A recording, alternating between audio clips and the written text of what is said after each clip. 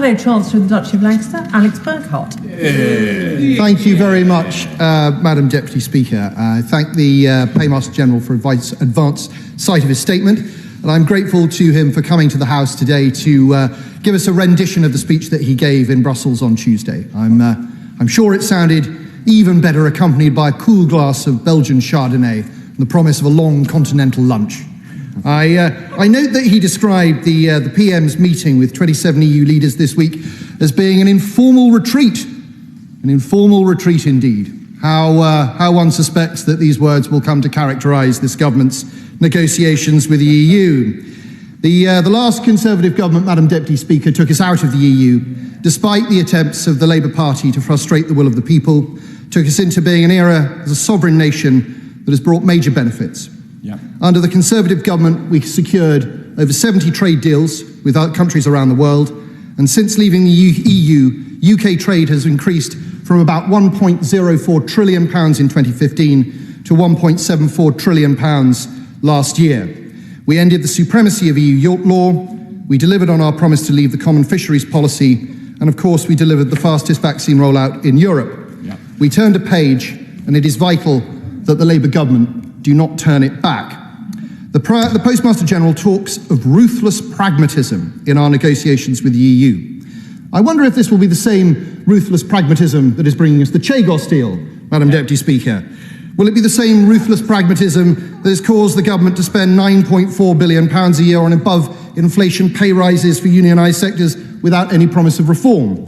Perhaps the same ruthless pragmatism that saw the collapse of the £450 million AstraZeneca deal last week. When Labour negotiates, our country loses. Yeah.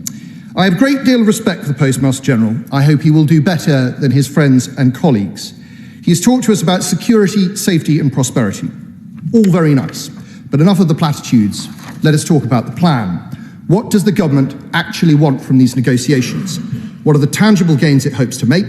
What are its red lines? We've heard about customs union and the single market, but he knows that that is not enough. He says government is not hitting rewind, but we know that the government is open to dynamic alignment and a role for the ECJ because he twice declined to rule that out in this House. Going back to the ECJ for GB would be completely unacceptable. On defence, he mentioned the Secretary-General of NATO's plea to step up and project strength. Is that what the government will do? I know that the Secretary-General of NATO has been asking European countries for a market increase in defence spending. What is the government's response to that?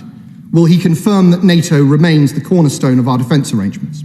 On fish, no mention of fish. Word of advice to him. Fish are very important, be very important in these negotiations. What is the government's position? Will he commit to there being no reduction to our current fishing rights? It's reported that our friends and allies in the French Republic have said that nothing can be negotiated until fish are negotiated. Will he confirm that he has told them very firmly and politely, no? On free movement, no mention of free movement. I noticed the other day that the Home Secretary ruled out a youth mobility scheme. Is that government policy? Or is that just the Home Office freelancing? I ask because last week in Westminster Hall, the minister seemed to have be pretty open to the idea. What is the government's position? On the Pan-Euro-Mediterranean Convention, PEM, on the 23rd of January, a government minister told the Today programme that the government was not seeking to join PEM. Later that day, the Right Honourable Gentleman said the government do not currently have any plans to join PEM. And then on the 26th of January, the Chancellor of the Exchequer said that the government was considering joining PEM. But then on the 3rd of February, the Right Honourable Gentleman said in answer to a written question to the Honourable Member for East Londonderry that the government do not currently have any plans. I'd be grateful if he could tell us what the government's position is, and if he can't, perhaps he would be good enough just to make another one up. We believe on this side of the House that there should be no backsliding on free movement or compulsory asylum transfers. We believe that there should be no new money paid to the EU. We believe no reduction in our current fishing rights should be given away. We believe in no rule-taking, dynamic alignment or European court jurisdiction. We believe no compromise on the primacy of NATO as the cornerstone of European security. That is what this side of the House believes. It is time for the government to tell us what it believes. Yeah, a future government, Madam Deputy Speaker, will not be bound by a bad Labour deal. Yeah. Well, thank you very much, and I thank the Shadow Chancellor of the Duchy for his contribution. And of course, NATO remains the cornerstone of our security, and that's been a cross-party position for decades. He asks about plans and red lines. I refer him to our manifesto, which was put to the people last year, that has those clear red lines in it of no return to freedom of movement, to the single market or the customs union. You can see in that examples of what the government is seeking to negotiate. But I have to say to the right honourable gentleman, he talks about international agreements and negotiating international agreements. Now, of course, there are many people that I would take advice from about international agreements. But the party that managed to send hundreds of millions of pounds to Rwanda, and all they got in return was to send some volunteers and most of their Home Secretaries there, forgive me if the Conservative Party isn't top of the queue for advice on how to negotiate international agreements.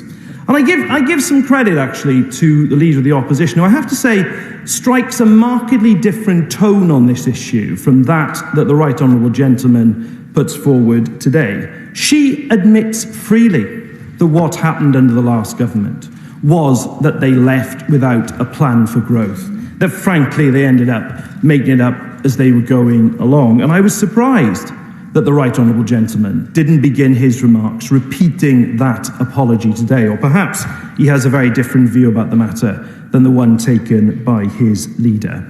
He talks about the jurisdiction of the European Court of Justice, but he was part of a government that negotiated a role for the European Court of Justice in the Windsor framework. He talks about standards. This government is committed to the highest standards, whether it's product safety, whether it is employment rights, whether it's consumer rights. We believe in a race to the top on standards, not the race to the bottom that would be the dream of the party opposite. But I have to say, as this government moves forward, our test is about the national interest. It is about making Britain safer, more secure and more prosperous. But there is another test here as well for the Leader of the Opposition. I perceive she's put out a social media video about tests, which is worth a couple of minutes of mild entertainment, if nothing else. And the test for the Leader of the Opposition is she going to face down the ideologues in her own party? Is she going to show some political courage and back the national interest, or is she just going to back down in the face of the ideologues in her party? On the basis of the Right Honourable Gentleman's contribution today, I'm not optimistic. See you later, lads.